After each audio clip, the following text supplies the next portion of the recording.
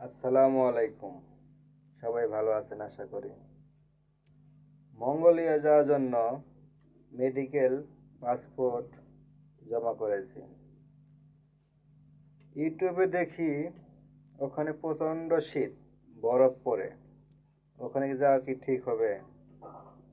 সবাই একটু আমাকে জানাবেন। সেখানে নাকি -40 ডিগ্রি পর্যন্ত শীতের সময় চলে যায়। তাহলে সেখানকার মানুষ কিভাবে বসবাস করে? ওখানে যারা আছেন দয়া করে একটু জানাবেন। মঙ্গোলিয়া আসাটা কি ঠিক হবে? এই বিষয়ে যারা যারা আছেন অবগতভাবে আমাকে জানাবেন। আমি মঙ্গোলিয়া যেতে চাই। এখনকার সার্বিক পরিস্থিতি কেমন এই বিষয়ে জানার খুব ইচ্ছুক।